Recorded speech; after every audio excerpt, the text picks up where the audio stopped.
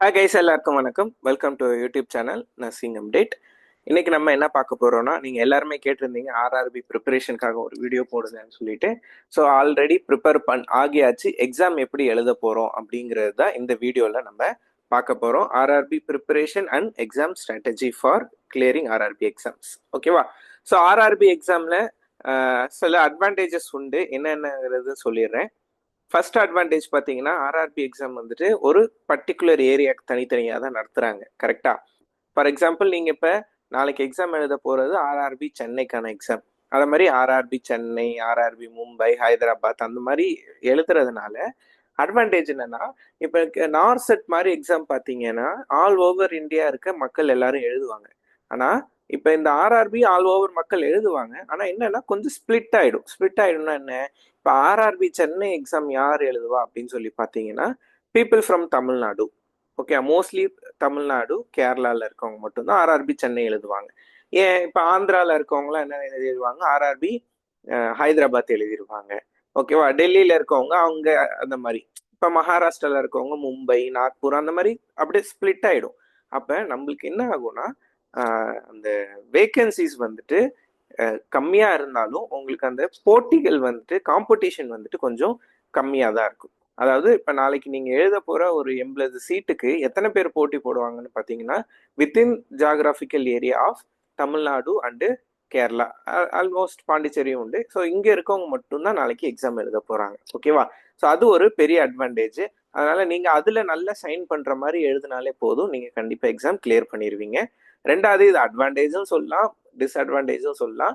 நான் nursing subjects questions நிறைய இருக்கும் ஆர்ஆர்பியில். ஓகேவா? ஆவரேஜாக பார்த்தீங்கன்னா இப்போ வரையும் வந்து 60லேருந்து 65 நர்சிங் கொஷின் கேட்டுட்டு இருந்திருக்காங்க.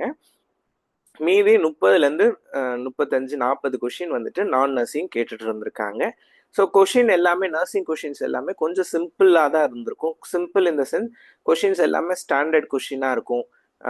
சிங்கிள் லைன் அந்த மாதிரி சினாரியோ பேஸ்டு அந்த மாதிரிலாம் எதுவும் கேட்காம சிம்பிளாக ஒரு லைன் 2 லைன்லேயே கொஷின் முடிஞ்சிடும். ஆனால் ஆப்ஷன் தான் கொஞ்சம் டிஃபிகல்ட்டாக இருக்கும். நான் என்னோட பழைய வீடியோக்கள்லேயே சொல்லியிருந்தேன், எப்போல்லாம் கொஷின் ரொம்ப சிம்பிளாக இருக்கும் அப்போ தான் நம்ம கொஞ்சம் ஜாக்கிரதையாக ஆன்சர் எழுதணும். அப்படி தான் கொடுத்துருப்பாங்க. கொஷின் ரொம்ப சிம்பிளாக இருக்கும், ஆப்ஷன் தான் உங்களுக்கு கன்ஃபியூஸ் பண்ணுற மாதிரி நிறையா இருக்கும். அப்புறம் இன்னொன்று ஒரு முக்கியமான அட்வான்டேஜ் பார்த்தீங்கன்னா, ஆக்சுவலாக இது வந்து மேல் நர்சஸ்க்கு அட்வான்டேஜ் என்னன்னா 80-20 ரேஷியோ கிடையாது. கரெக்டாக? இப்போ நார்செட்டோ ஜிப்மரோ வேற ஆல்மோஸ்ட் எல்லா இன்ஸ்டியூட்லுமே வந்து 80-20 ரேஷியோ எடுத்துட்டு வந்துட்டாங்க. இப்போ ஆர்ஆர்பியில் மட்டும்தான் 80-20 கிடையாது. அதனால என்ன ஆகும்னா, நீங்கள் நல்லா ஒர்க் அவுட் பண்ணி நல்லா எக்ஸாம் எழுதுறீங்கன்னா நீங்கள் செலக்ட் ஆகிறதுக்கான ப்ராபபிலிட்டி அதிகமாகவே இருக்கும். இதுதான் இது எல்லாமே ஆர்ஆர்பியோட அட்வான்டேஜஸ். ஓகே, ஸோ இன்னைக்கு நீங்கள் என்ன பண்ண வேண்டியது அப்படின்னு சொல்லி பார்த்தீங்கன்னா, ஸோ நீங்கள் பயப்பட வேணாம், கொஞ்சம் ரிலாக்ஸ்டாகவே இருக்கலாம். இம்பார்ட்டன்ட் டாபிக்ஸ் என்னென்னவோ அது மட்டும் நீங்கள் ரிவைஸ் பண்ணுங்கள். இம்பார்ட்டன்ட் டாபிக் நான் நிறைய வாட்டி வீடியோஸ்லேயே சொல்லியிருப்பேன். இந்த இம்யூனைசேஷனு, இந்த கான்ட்ராசெப்டிவ்ஸு, இந்த பொசிஷன்ஸ், ஃப்ளூட் அண்ட் எலக்ட்ரோலைட்டு, இதெல்லாம் வந்துட்டு ரொம்ப ரொம்ப ரொம்ப முக்கியமான டாபிக்ஸ். இதெல்லாம் ரிவைஸ் பண்ணுங்க. ரொம்ப ரொம்ப முக்கியம். இன்னைக்கு நீங்கள் தனியாக புதுசாக எதுவும் படிக்க வேணாம். படித்த விஷயங்களை திருப்பி திருப்பி திருப்பி ரிவைஸ் பண்ணுங்க. ஓகே, உங்களோட நோட்ஸோ புக்கோ எது நீங்கள் வச்சுருக்கீங்களோ அதில் இருக்க முக்கியமான பாயிண்ட்டோ எல்லாத்தையுமே வந்துட்டு திருப்பி திருப்பி ஒரு வாட்டி ரிவைஸ் பண்ணுங்க. படித்தது நம்மளுக்கு மறந்துறதுக்கான ப்ராபபிலிட்டி அதிகம். அதை திருப்பி ரிவைஸ் பண்ணுங்க. எஸ்பெஷலி இந்த ஆப்டிடியூட்லலாம் இந்த ஃபார்முலாஸ்லாம் வந்து ஞாபகம் வச்சுக்கோங்க. ஸ்பீடுக்கு ஃபார்முலா என்ன, simple interest, compound interest formula என்ன, செயின் ரூல் ஃபார்முலா என்ன, இதெல்லாம் வந்துட்டு மறந்துடும். ஏன்னா கொஷின் இதெல்லாம் கண்டிப்பாக கொஷின்ஸ் வரும். ஸோ இதெல்லாம் மறக்காமல் இருக்கிறதுக்கு கொஞ்சம் ஒரு வாட்டி எல்லாத்தையுமே ரிவைஸ் பண்ணுற மாதிரி பார்த்துக்கோங்க. அதுக்கப்புறம் ஒரு நல்ல குட் ஸ்லீப் வேணும். ஏன்னா நாளைக்கு உங்கள் மைண்ட் கொஞ்சம் ஆக்டிவாக இருக்கணும். ஆக்டிவாக வேணும்னா நீங்கள் ஒரு நல்ல ஸ்லீப் எடுத்தால் தான் வந்து ஆக்டிவாக இருக்கும். ஓகேவா? ஸோ அது ரெண்டுத்தையும் நல்லா முக்கியமாக பார்த்துக்கோங்க. ரிவிஷன் நம்பர் 1 இன்னைக்கு முக்கியமான விஷயம். நம்பர் 2, உங்களோட ஸ்லீப் கொஞ்சம் நல்லா இருக்க மாதிரி பார்த்துக்கோங்க. தென் நாளைக்கு ஆக்சுவலாக வந்துட்டு 3 ஷிஃப்ட் எக்ஸாம்ஸ் நடக்குது. ஷிஃப்ட் 1, ஷிஃப்ட் 2, ஷிஃப்ட் 3 அப்படின்னு சொல்லிட்டு 3 ஷிஃப்ட் இருக்கு. ஸோ உங்களுக்கு என்ன ஷிஃப்ட்டோ அதுக்கு என்ன டைம் கொடுத்துருக்காங்களோ அந்த டைமுக்கு முன்னாடியே போயிடுங்க. ரொம்ப முக்கியம், டைம் என்ன கொடுத்துருக்காங்களோ அதோட முன்னாடியே. ஃபார் எக்ஸாம்பிள் அவங்க 8:30 ரிப்போர்ட்டிங் டைம் சொல்லியிருக்காங்கன்னா 8 o'clock கூட போயிடுங்க. ஏன்னா நீங்கள் படித்த ஒரு வருஷமோ 2 வருஷமோ இல்லை 5 வருஷமா படிச்சுட்டு இருக்கீங்க. அந்த 5 வருஷத்துக்கான எவாலுவேஷன் இந்த 1 மணி நேரம் இல்லை 1.5 மணி நேரத்தில் நடக்க போகுது. கரெக்டா? ஸோ அதனால அதில் நம்ம தப்பு எதுவும் பண்ணக்கூடாது. நான் எப்பயுமே லேட்டாக போகிற ஆளு தான் அப்படின்னு நினச்சிட்டு லேட்டாலாம் போயிடாதீங்க. ஏன்னா இதெல்லாம் கோல்டன் ஆப்பர்ச்சுனிட்டி. 2019 நடந்த ஆர்ஆர்பி எக்ஸாம், அதுக்கப்புறம் 2025 தான் நடக்குது. கிட்டத்தட்ட 6 வருஷத்துக்கு அப்புறம் தான் எக்ஸாம் நடத்துகிறாங்க. அடுத்த ஆர்ஆர்பி எப்போ வரும்னு தெரியாது. அந்த ஆர்ஆர்பியில் உங்கள் வயசு என்ன ஆகும் தெரியாது. உங்களுக்கு ஏஜ் பார் ஆனால் எழுத முடியாது. இந்த மாதிரி நிறைய சினாரியோ, கிளினிக்கல் சினாரியோஸ் நிறைய இருக்குது. ஓகேவா? அதுக்கான முக்கியமான வேலை நம்ம சைட்லேருந்து எந்த தப்பும் இல்லாமல் பார்த்துக்கணும். கரெக்டாக டைமுக்கு போயிடுங்க. நிறைய பேர் லாஸ்ட் டைம் ஜிப்மரில் எனக்கு தெரிஞ்ச நிறைய பேர் லேட்டாக போய் எக்ஸாம் எழுதாமல் அவங்க அடுத்த வாட்டி எக்ஸாம் எழுதுறதுக்கே வேலிட் இல்லாமல் தான் போயிருக்காங்க. ஸோ அந்த மாதிரி விஷயங்கள்லாம் தயவு செஞ்சு தவிர்த்துருங்க. தென் நாளைக்கு திருப்பி இன்னொரு வாட்டி முக்கியமான டாபிக்ஸ் திருப்பி 2வது வாட்டி ரிவைஸ் பண்ணுங்க.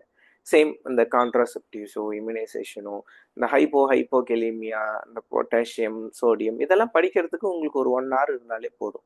நீங்கள் ட்ராவல் பண்ணிட்டு இருக்கீங்க, ஏதோ பண்ணிட்டு இருக்கீங்க, அப்போ வந்துட்டு இந்த மாதிரி டாபிக்ஸ் எல்லாம் ஒரு வாட்டி 2வது வாட்டி திருப்பி திருப்பி திருப்பி படிச்சுட்டு போனாலே இது ஒரு ஹெல்ப்ஃபுல்லாக இருக்கும். ஓகேவா? ஒன்ஸ் எக்ஸாம் ஹால் போயிட்டீங்க, எக்ஸாம் ஹால் போனோடனே உங்களுக்கு கொஞ்சம் டைம் கிடைக்கும். நான் நேற்று வீடியோவில் போட்டிருந்தேன், ஏபிசிடிலாம் எழுதி வச்சுக்கோங்க.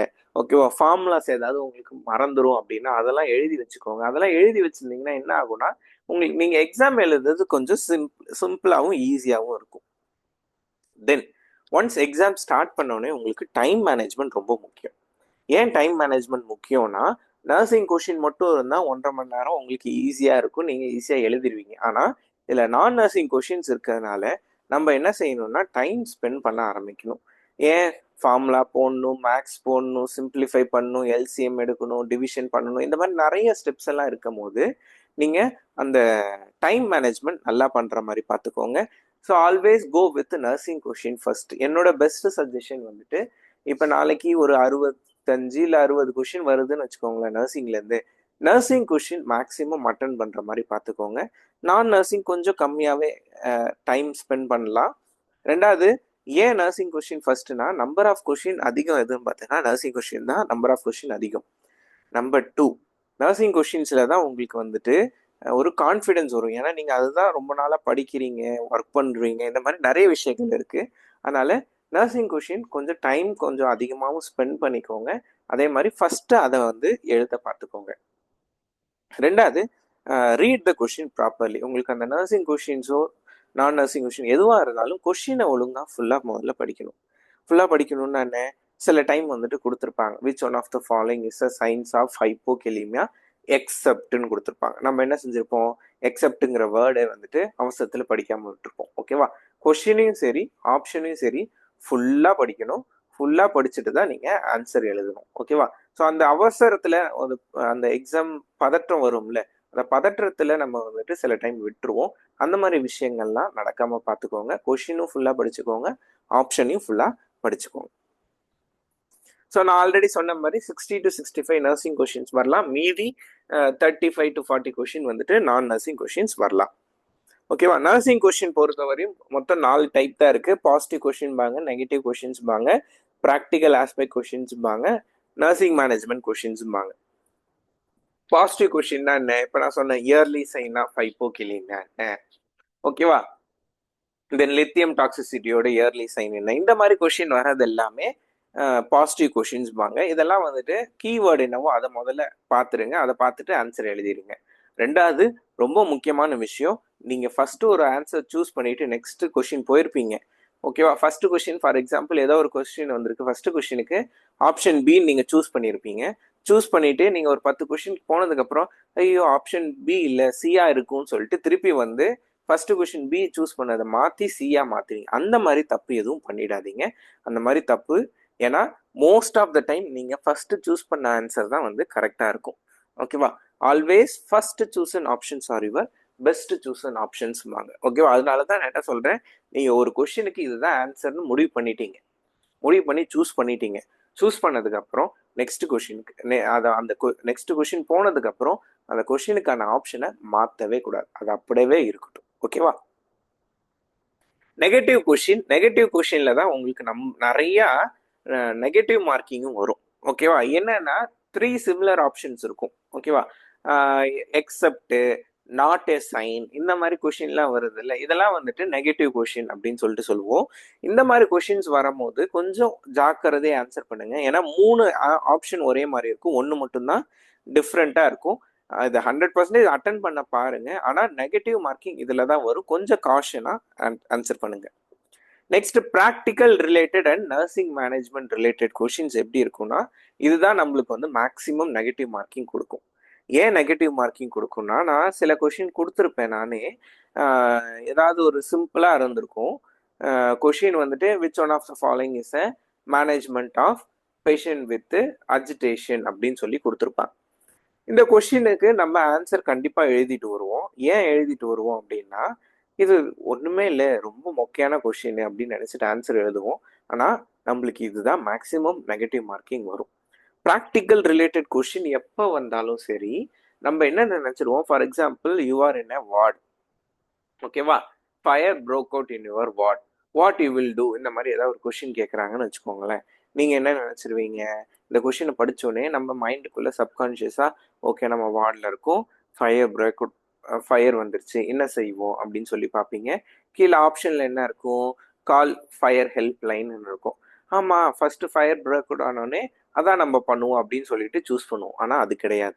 ஆக்சுவலாக ஃபயருக்கான மேனேஜ்மெண்ட் என்ன, ரேஸ்ன்னு ஒரு மேனேஜ்மெண்ட் வச்சுருக்காங்க. What is race? Rescue, alarm, confine and extinguish. அப்போ ஃபர்ஸ்ட் என்ன செய்யணும், ரெஸ்கியூ தான் பண்ணணும்.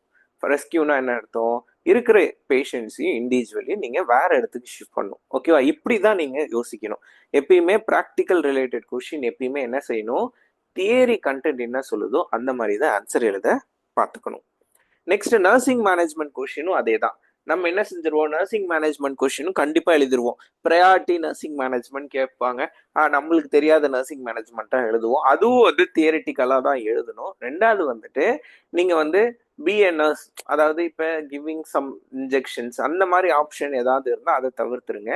மற்றபடி மேனேஜ் பர்டிகுலர் பேஷண்ட்டு, இந்த மாதிரி ஏதாவது ஆப்ஷன்ஸ் இருந்துச்சுன்னு வச்சுக்கோங்களேன், இல்லை ஏதாவது பொசிஷன் கொடுக்கறது, ஓகே, இல்லை அந்த சிம்டம்ஸை கம்மி பண்ணுறதுக்காக ஏதாவது பண்ணுறது, இந்த மாதிரி ஆப்ஷன்ஸ் ஏதாவது இருந்தால் மட்டும் நர்சிங் மேனேஜ்மெண்ட் ரிலேட்டடான கொஷின்ஸில் ஆன்சரை சூஸ் பண்ணுங்க. ஓகேவா? ஸோ அதான் பிஎன்எஸ், டோன்ட் இனிஷியேட் ட்ரீட்மெண்ட். ஓகேவா? ஸோ ப்ரொவைடு, இந்த பிஎல்எஸ் கொடுக்கறதெல்லாம் நீங்கள் சூஸ் பண்ணலாம். ஓகேவா? இதே வந்து providing any administration of antibiotic, இந்த மாதிரி கொஷின் ஆப்ஷன்லாம் இருந்துச்சுன்னா நீங்கள் வந்துட்டு சூஸ் பண்ணாமல் மற்ற ஆப்ஷன்ஸை சூஸ் பண்ண பார்த்துக்கோங்க. ஓகேவா? So that's all about nursing questions and nursing question. நான் நர்சிங் கொஷின் அடுத்தது பார்க்கலாம். சரி, எப்படி ஆன்சர் பண்ணணும் அப்படின்னு சொல்லிடுறேன். எந்த ஒரு கொஷின் பேப்பராக இருந்தாலும் நான் ரெக்கமெண்ட் பண்ணுறது 3 வாட்டி அந்த கொஷின் பேப்பரை படிக்கணும்ன்ட்டு. 3 வாட்டி முடியலனாலும் மினிமம் 2 வாட்டியாவது கொஷின் பேப்பர் படிக்கணும். ஓகேவா? ஃபர்ஸ்ட் வாட்டி என்ன செய்கிறோம், நம்மளுக்கு தெரிஞ்ச கொஸ்டினை மட்டும் கடன்னு ஆன்சர் எழுதிட்டு போகிறோம். ஓகேவா? அப்படின்னா என்ன, இப்போ ஃபர்ஸ்ட் ஒரு கொஸ்டின் படிக்கிறோம், கண்டிப்பாக உங்களுக்கு இப்போ ஃபார் எக்ஸாம்பிள் லித்தியம் டாக்ஸிசிட்டியோட டெரட்டோஜெனிக் எஃபெக்ட் என்ன அப்படின்னு சொல்லி கேட்குறாங்க. ஆப்ஷனில் எப்ஸ்டீன் அனாமலி இருக்குது, எப்ஸ்டீன் அனாமலி சூஸ் பண்ணிடுறோம். ஓகேவா? சூஸ் பண்ணிவிட்டு அடுத்த கொஸ்டின் போயிடணும். ஓகேவா? அதுதான் நான் சொன்னேன், இந்த கொஸ்டினை ஒன்ஸ் ஆன்சர் சூஸ் பண்ணிட்டா மாற்றவே கூடாது. இந்த மாதிரி ஃபர்ஸ்ட் 100 கொஸ்டின் முடிச்சிடணும். ஓகேவா? 100 கொஸ்டின் முடிச்சிடணும். நான் சொல்கிறது 100 கொஸ்டினும் நர்சிங் மட்டும் கிடையாது, நான் நர்சிங்கில் இருக்க கன்ஃபார்மான கொஸ்டின்ஸ் எல்லாத்தையுமே முடிச்சிடும். ரெண்டாவது வந்துட்டு மார்க்ஸ் ஃபார் ரிவ்யூ அப்படின்னு சொல்லிட்டு நீங்கள் வைக்கலாம். ஸோ அதுக்கான கொஷின்ஸை நீங்கள் ஆன்சர் பண்ணலாம். ஓகேவா? மார்க் ஃபார் ரிவ்யூனா என்ன அர்த்தம், நான் இப்போ வந்துட்டு உங்களுக்காக ஒரு மாடல் மார்க் டெஸ்ட்டும் கேட்டிருந்தீங்க, சும்மா ஒரு ரேண்டமாக ஒரு வெப்சைட்லேருந்தும் நான் எடுத்து வச்சுருக்கேன். இப்போ டேக் டெஸ்ட் கொடுக்குறேன், யூஸ்வலாக இப்படி தான் இருக்கும். இது வந்து ஆக்சுவலாக ஆர்ஆர்பியோட பழைய மாடல் கொஷின் பேப்பரு, என்னென்ன டைமிங்கோட கொடுத்துருக்காங்க, இன்ஸ்ட்ரக்ஷன்ஸ்லாம் கொடுத்துருப்பாங்க, எல்லாத்தையும் படிச்சுக்கோங்க. நான் வந்துட்டு ஸ்பீடான ரெஸ்யூம் டெஸ்ட் கொடுத்துட்றேன். ஓகேவா? இப்போ ஃபர்ஸ்ட் கொஷின், இதில் சைடில் கொஷின் நம்பர் இருக்குது பார்த்தீங்களா, 80 கொஷின் இங்கே கொடுத்துருக்காங்க. இப்போ நான் 71st கொஷின் அந்த மாதிரி கூட போகலாம். ஸோ இப்போ நான் ஃபார் எக்ஸாம்பிள் ஃபர்ஸ்ட் கொஷின் போகிறேன். ஃபர்ஸ்ட் கொஷின் படிக்கிறேன், கீழே ஆன்சர் இருக்குது, ஏதோ ஒன்று சூஸ் பண்ணுறேன். சூஸ் பண்ணிவிட்டு சேவ் அண்ட் நெக்ஸ்ட் கொடுத்துட்டேன். நெக்ஸ்ட் கொடுத்தோன்னே இங்கே பாருங்கள் க்ரீனாக மாறிடும். க்ரீனாக மாறிச்சுன்னா என்ன அர்த்தம், அந்த கொஷின் நீங்கள் ஆன்சர் பண்ணியிருக்கீங்க. செகண்ட் கொஷின் ஏதோ ஒன்று இருக்குது, எனக்கு தெரியல, நான் ஒன்று என்ன செஞ்சிடுறேன், மார்க் ஃபார் ரிவ்யூ கொடுத்துட்றேன். மார்க் ஃபார் ரிவ்யூ கொடுத்தேன்னா என்ன அர்த்தம், அது வந்துட்டு இந்த மாதிரி இப்போ இந்த வயலட் கலராக மாறிடுது. ஓகேவா, இது ஒவ்வொன்றும் கலர் கோடிங் மாறும். சிம்பிளாக சொல்கிறேன், மார்க் ஃபார் ரிவ்யூ கொஷின் எழுதிடுறேன். அடுத்தது தேர்ட் கொஷின் படிக்கிறேன், எனக்கு தெரியல, சேவ் அண்ட் நெக்ஸ்ட் கொடுத்துட்டேன், அதெல்லாம் ரெட்டாக மாறிடுது. ஃபோர்த்து கொஷின் எனக்கு தெரியல, சேவ் அண்ட் நெக்ஸ்ட் கொடுத்தேன், ரெட்டாக மாறிடுது. ஓகேவா, ஃபிஃப்த் கொஷின் எனக்கு தெரியுது, நான் ஆன்சர் பண்ணுறேன், அது க்ரீனாக மாறிடும். இந்த சைடில் பார்த்துக்கோங்க, க்ரீனாக மாறுதுன்னா அது என்னது அர்த்தம், நீங்க ஆன்சர் பண்ண கொஸ்டின் இதுதான் ஃபர்ஸ்ட் ஆன்சர் பண்ணுங்கிறேன். ஓகே, ஃபர்ஸ்ட் மாடல் என்ன செஞ்சிடணும், இப்போ 100 கொஸ்டின் இருக்குன்னா 100த்துலயும் தெரிஞ்ச கொஸ்டினை கட கட கட கடன்னு ஆன்சர் பண்ணிக்கிட்டே போகணும். ஓகேவா, செகண்ட் மாடல், செகண்ட் டைம் நீங்க கொஸ்டின் எது படிப்பீங்கல்ல, படிக்கும் போது என்ன செய்யணும், இப்போ இந்த மார்க் ஃபார் ரிவ்யூ இந்த கொஸ்டின்ல ஏதோ ஒரு விஷயம் தான் நம்மளுக்கு டவுட்ஃபுல்லா இருந்திருக்கும், அதை மட்டும் நீங்க பார்த்துட்டு அத மாதிரி கொஸ்டினை நீங்க மார்க் ஃபார் ரிவ்யூ கொஸ்டினை ரெண்டாவது அட்டெம்ப்ட்ல எழுதணும். ஓகேவா, தேர்ட் அட்டெம்ப்ட்ல தெரியவே தெரியல, இந்த கொஸ்டினே என்னன்னு தெரியலன்னு சொல்லிட்டு நீங்க சும்மா ஸ்கிப் பண்ணியிருப்பீங்க பார்த்தீங்களா, இந்த கொஸ்டினை நீங்க தேர்ட் அட்டெம்ப்ட்ல எழுதணும். இப்படிதான் ஒரு எக்ஸாம் எழுதணும். ஓகேவா, எந்த ஒரு எக்ஸாமா இருந்தாலும் 3 அட்டெம்ப்ட். ஃபர்ஸ்ட் அட்டெம்ப்ட் வந்து என்னது, கான்ஃபிடென்ட்டா உங்களுக்கு தெரிஞ்ச கொஸ்டின் கட கட கட கடன்னு ஆன்சர் எழுதிடுறீங்க, அடுத்த கொஸ்டின் போயிடுறீங்க. ரெண்டாவது வாட்டி அட்டெம்ப்ட் என்னது, மார்க் ஃபார் ரிவ்யூ. இப்போ நான் இப்போ ஆக்சுவலாக சும்மா ஒரு 6 கொஸ்டின் எழுதியிருக்கேன், அதனால இப்படி இருக்கு. இப்போ மோஸ்ட்லி இப்போ முடிச்சிட்டேன்னு வச்சுக்கோங்களேன், முடிச்சிட்டா என்ன ஆகும், எல்லாத்துலேயும் வந்துட்டு இந்த மாதிரி இந்த கலர் கோடிங் வந்துடும். கலர் கோடிங் வந்தோடனே உங்களுக்கு தெரிஞ்சிடும், ஓகே நம்ம இந்த 5th கொஸ்டின் 9th கொஸ்டின்லாம் ஆன்சர் எழுதியிருக்கோம், ஃபர்ஸ்ட் 5 9 ஆன்சர் எழுதியிருக்கோம், இந்த கொஸ்டினை என்ன செய்யக்கூடாது, திருப்பி போய் தொடவே கூடாது. ஓகேவா, நம்ம ரெண்டாவது ரவுண்ட்ல என்ன செய்யறோம், இந்த மாதிரி பர்பிள் கலர்ல இருக்க கொஸ்டினை மட்டும் சூஸ் பண்றீங்க, ஆன்சர் எழுதுறீங்க. ஓகேவா, மூணாவது ரவுண்ட்ல என்ன செய்றீங்க, இந்த மாதிரி ரெட் கலர்ல இருக்கிறத மட்டும் சூஸ் பண்றீங்க, ஆன்சர் எழுதுறீங்க. இப்படிதான் ஒரு எக்ஸாமை நீங்க வந்துட்டு முடிக்கணும். ஓகேவா,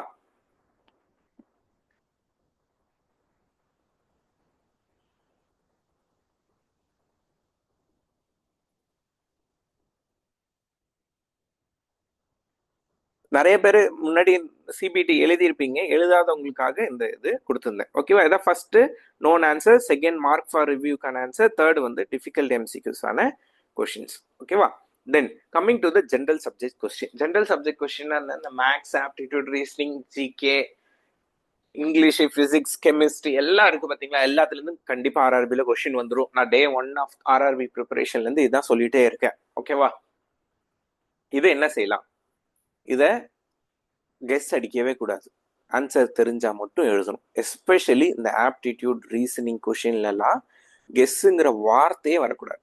ஏன் கெஸ் பண்ணவே கூடாதுன்னா, நீங்கள் வந்துட்டு மேக்ஸில் 1 + 1 = 2 கரெக்டாக, அது நான் போட்டாலும் 2 தான் வரும், நீங்கள் போட்டாலும் 2 தான் வரும், உலகத்தில் யார் போட்டாலும் அது 2 தான் வரும்.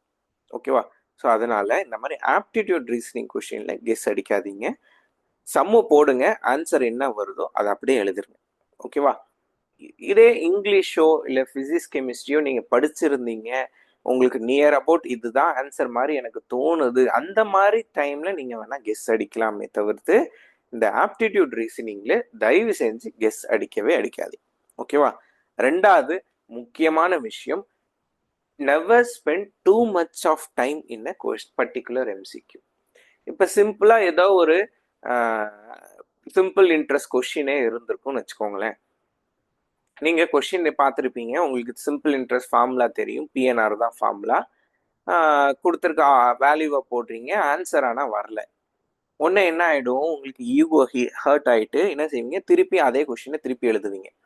ஓகேவா, திருப்பி ஒரு வாட்டி சம போட்டு பார்ப்பீங்க, அப்பயும் தப்பா வருது, நீங்க என்ன செய்வீங்க, அடுத்த கொஸ்டின் போவே மாட்டீங்க, அதே கொஸ்டின்ல ஸ்டிக் ஆன் பண்ணி வச்சிருப்பீங்க. அதே கொஸ்டின் ஸ்டிக் ஆன்னா என்ன, ஒரு 10 நிமிஷமா அதே ஒரே கொஸ்டின்லேயே உட்காந்துருப்பீங்க. அப்போ என்ன ஆகுதுன்னா உங்கள் டைம் தான் வேஸ்ட் ஆகுது. த மோஸ்ட் ப்ரீஷியஸ் திங் எக்ஸாம்லேயும் சரி உங்கள் லைஃப்லேயும் சரி ரொம்ப ரொம்ப முக்கியமான விஷயம் என்னன்னா உங்களோட டைம் தான். ஓகேவா, ஸோ அது வேஸ்ட் பண்ணவே கூடாது நீங்கள். ஸோ நீங்கள் ஒரு 10 நிமிஷமா ஒரு கொஷினில் உட்காந்துருக்கீங்கன்னா என்ன ஆகுது, அந்த ஒரு கொஷின் நீங்கள் தப்பாக மட்டும் எழுதலை, மீதி இருக்க கொஷினையும் நீங்கள் தப்பாக எழுதுறதுக்கான ப்ராபபிலிட்டி அதிகமாகுது. ஏன் தப்பாக எழுத ப்ராபபிலிட்டி அதிகமாகுது, நம்ம என்ன செய்வோம், அந்த ஒரு கொஷினுக்கு 10 நிமிஷம் ஸ்பெண்ட் பண்ணிட்டோம், மீதி 10 நிமிஷத்துல 20 கொஷின் இருக்கும். அப்ப என்ன செய்வோம், நம்ம ஐயோ டைம் ஆயிடுச்சேன்னு சொல்லிட்டு கட கட கட கடன்னு சும்மா அப்படியே ரேண்டமாக கொஷினை படிக்காமல் எழுத ஆரம்பிப்போம். ஓகேவா? ஸோ அதனால வந்துட்டு never spend too much of time in a particular MCQ. எந்த ஒரு கொஷினாக இருந்தாலும் சரி, நர்சிங்காக இருக்கட்டும், நான் நர்சிங்காக இருக்கட்டும், என்னுடைய பெஸ்ட் சஜஷன் ஒரு எம்சிக்யூக்கு மேக்ஸிமம் 5 minutes, அதுக்கு மேலே ஸ்பெண்ட் பண்ணாதீங்க. அதுக்கு மேலே ஸ்பெண்ட் பண்ணுற மாதிரி ஆகுது அப்படின்னா தயவு செஞ்சு அந்த கொஷினை விட்டுட்டு அடுத்த கொஷினுக்கு போயிடுங்க. ஏன் அப்படின்னா அது அந்த கொஷினை மட்டும் அஃபெக்ட் பண்ணல, என்ன ஆகும், பின்னாடி வர மற்ற கொஷினையும் அஃபெக்ட் பண்ணும். ஓகேவா? ஸோ நிறைய பேர் கட் ஆஃப் எவ்வளோ எக்ஸ்பெக்டட் கட் ஆஃப் என்ன வரும் அப்படின்னு சொல்லி கேட்டிருந்தீங்க. கட் ஆஃப் நான் வந்துட்டு ஒன்ஸ் கொஷின் பேப்பர் வந்ததுக்கு அப்புறம் போடுறேன். ஏன்னா இது 3 ஃபேஸஸாக நடக்குது. Phase 1, phase 2, phase 3. அதான் ஷிஃப்ட் 1, ஷிஃப்ட் 2, ஷிஃப்ட் 3 நடக்குது. ஸோ ஒரு ஃபேஸ்லையும் வந்துட்டு ஒரு மாதிரி கொஷின்ஸ் வரலாம். கவலைப்படாதீங்க. ஃபர்ஸ்ட் ஃபேஸ் ஈஸியாக இருந்துச்சு, ஆனால் எனக்கு செகண்ட் ஃபேஸ் கஷ்டமாக இருந்துச்சு அப்படின்லாம் யோசிக்க வேணாம். ஏன்னா நீங்கள் வாங்குற ஸ்கோரை அவங்க வந்து நார்மலைஸ் பண்ணிடுவாங்க. நார்மலைஸ்னா என்ன அர்த்தம்னா, அந்த ஷிஃப்ட்டுக்கு ஏற்ற மாதிரி அவங்களுக்கு தெரியும். ஃபர்ஸ்ட் ஷிஃப்ட் ஈஸியாக இருந்துச்சுன்னா அதுக்கான நார்மலைசேஷன் ஒன்று கொடுப்பாங்க. செகண்ட் ஷிஃப்ட் கஷ்டமாக இருந்துச்சுன்னா அதுக்கு ஒரு நார்மலைசேஷன் கொடுப்பாங்க. ஓகேவா? ஸோ அதனால நீங்கள் எந்த ஷிஃப்டாக இருந்தாலும் உங்களோட மேக்ஸிமம் எஃபர்ட்டை நீங்கள் கொடுங்க. எஃபர்ட் போட்டாலே உங்களுக்கு ஆன்சர் மீன்ஸ் கண்டிப்பாக நல்ல ஒரு ஸ்கோர் எடுத்தீங்கனாலே செலெக்ஷன் லிஸ்ட்டில் வந்துடுவீங்க. ஸோ ரெண்டாவது, அதுக்கான எக்ஸ்பெக்டட் கட் ஆஃப்னு சொல்ல முடியாது. எந்த ஸ்கோருக்கு மேலே வாங்கினா நல்லதுன்னு சொல்லிடுறேன். இப்போ இருக்க கரண்ட் சினாரியோவில் எந்த ஒரு கொஷின் பேப்பர் எப்படி இருந்தாலும் சரி, டஃப்பாக இருந்தாலும் சரி, ஈஸியாக இருந்தாலும் சரி, நீங்கள் ஒரு 65+ இல்லை 70+ மார்க் வாங்கிடுறீங்க அப்படின்னா 70+ இருக்கீங்க, கண்டிப்பாக லிஸ்ட்டில் நீங்கள் இருப்பீங்க. அதுக்கு நான் வந்து கேரண்டி தரேன். ஓகேவா? 100க்கு 70 மார்க் மேலே, அதாவது நெகட்டிவ் போக நான் சொல்கிறது. ஓகேவா? நெகட்டிவ் போக 70 மார்க்குக்கு மேலே நான் மார்க் வாங்கிடுவேன் அப்படின்னா கண்டிப்பாக நீங்கள் லிஸ்ட்டில் இருப்பீங்க. இதே ஒரு 65+ வாங்குறீங்க அப்படின்னா ஒரு நல்ல ஸ்கோர் தான். அப்போ தான் கொஞ்சம் கொஷின் பேப்பரை பொறுத்து வரும். ஓகே, கொஞ்சம் கொஷின் பேப்பர் டஃப்பாக இருந்தால் 65+ இருந்தாலே நீங்கள் நல்ல ரேங்கிங்கில் இருப்பீங்க. கொஷின் பேப்பர் கொஞ்சம் ஈஸியாக இருந்தால் 70+ இருந்தால் தான் நல்ல ரேங்கிங் வர மாதிரி இருக்கும். ஸோ எக்ஸ்பெக்டட் கட் ஆஃப் ஆவரேஜாக சொல்லிடுறேன். 70+ இருந்தால் கண்டிப்பாக சீட்டு இருக்கும் அப்படின்னா நீங்கள் 70 மேலே மார்க் வாங்கினா கண்டிப்பாக சீட் இருக்கும். இதே ஒரு 65+ இருந்துச்சுன்னா உங்களோட ஸ்கோரிங் ஓகே தான், கொஞ்சம் பார்த்து எழுதிக்கோங்க. ஓகேவா? தென் ரெண்டாவது கொஸ்டினும் கேட்டிருந்தாங்க, நான் எத்தனை கொஸ்டின் எழுதணும் அப்படின்னு சொல்லி கேட்டிருந்தாங்க. ஆக்சுவலாக நான் என்னோட ஸ்டூடெண்ட்ஸுக்கு வந்து இண்டிவிஜுவலாக எவாலுவேட்டட் பண்ணி சொல்லுவேன், நீங்கள் எத்தனை கொஸ்டின் எழுதுங்க அப்படின்னு சொல்லிட்டு. நான் எப்படி சொல்லுவேன்னா, அவங்க பழைய மார்க் டெஸ்ட் எழுதுவாங்க, அதை பார்த்து நான் சொல்லுவேன்.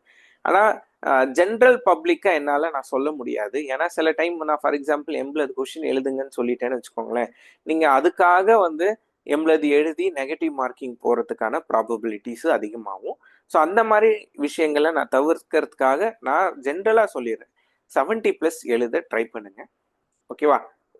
மினிமம் 70 கொஸ்டினாவது எழுத பாருங்க. மேக்ஸிமம் உங்களால் எத்தனை முடியுதோ அங்கே கொஷின் பேப்பர் வந்ததுக்கு அப்புறம் நீங்கள் முடிவு பண்ணிக்கோங்க மேக்ஸிமம் எத்தனை எழுதணும். ஆனால் மினிமம் 70 கொஷினாவது எழுத மாதிரி பார்த்துக்கோங்க. இதான் என்னுடைய பெஸ்ட் சஜஷன் உங்கள் எக்ஸாம். ஓகேவா? ஸோ எனக்கு தெரிஞ்ச விஷயங்களை நான் கொஞ்சம் ஷேர் பண்ணியிருக்கேன். ஹோப் இது உங்களுக்கு ஹெல்ப்ஃபுல்லாக இருக்கும்னு நினைக்கிறேன். ஸோ அதே மாதிரி உங்கள் ப்ரிப்பரேஷனுக்கு ஹெல்ப்ஃபுல் பண்ணுற மாதிரி டெய்லி நான் வந்துட்டு எல்லா சப்ஜெக்ட்லேருந்தும் கொஷின்ஸும் போட்டிருந்தேன். அதுவும் ரொம்ப ஹெல்ப்ஃபுல்லாக இருந்திருக்கும்னு நினைக்கிறேன். ஹெல்ப்ஃபுல்லாக இருந்ததுன்னா கண்டிப்பாக லைக் பண்ணுங்கள், எங்கள் சேனல் சப்ஸ்கிரைப் பண்ணிடுங்க. மூணாவது ரொம்ப ரொம்ப முக்கியம், கான்ஃபிடென்ட்டாக எக்ஸாம் எழுதுங்க. கண்டிப்பாக நம்ம வந்துட்டு எக்ஸாமில் கிளியர் பண்ணிடுவோம். ஓகேவா? உங்களோட முக்கியமான விஷயம் எக்ஸாம் கிளியர் பண்ணுறதுக்கு என்னென்னா நீங்கள் கான்ஃபிடென்ட்டாக இருக்கிறது தான். ஓகேவா? நீங்கள் பயப்படாதீங்க. எக்ஸாம் எப்படியா இருந்தாலும் நம்ம நல்லா படிச்சிருக்கோம், நம்ம 100% நம்மளோட 100% கொடுத்தா கண்டிப்பாக நம்ம எக்ஸாம் கிளியர் பண்ணிடுவோம். கரெக்ட் இல்லை? So always be confident. எல்லாரும் ஒரு நல்ல ஒரு ரிசல்ட்டோட திருப்பி நம்ம மீட் பண்ணலாம். நாளைக்கு நான் கொஞ்சம் எக்ஸாம் கொஷின் பேப்பர் கலெக்ட் பண்ணிவிட்டு எம்சிக்யூஸ் போடுறேன். நான் எங்கள் ஸ்டூடெண்ட்ஸ் வந்து சொல்லுவாங்க, அதை வச்சு நான் ஒரு வீடியோ போடுறதுக்கு ட்ரை பண்ணுறேன். ஸோ ஹோப் இந்த வீடியோ பிடிச்சிருக்குன்னு நினைக்கிறேன். பிடிச்சிருந்தா உங்கள் ஃப்ரெண்ட்ஸ் யாரெல்லாம் எக்ஸாம் ப்ரிப்பேர் பண்ணுறாங்களோ, எக்ஸாம் எழுத போகிறாங்களோ அவங்களுக்கு இந்த வீடியோவை ஷேர் பண்ணுங்கள். அது அவங்களுக்கும் ஹெல்ப்ஃபுல்லாக இருக்கும். அவங்களுக்கு ஹெல்ப்ஃபுல்லாக இருந்துச்சுன்னா அது உங்களுக்கு ஒரு விதத்தில் ஒரு நல்ல விஷயம் தானே, ஒருத்தவங்க ஹெல்ப் பண்ண மாதிரி இருக்கும்ல. So thank you so much guys. All the very best for your RRB exam. எல்லாரும் கான்ஃபிடென்ட்டாக எழுதுங்க. வெற்றி நம்மளுக்கு கண்டிப்பாக கிடைக்கும். Thank you so much.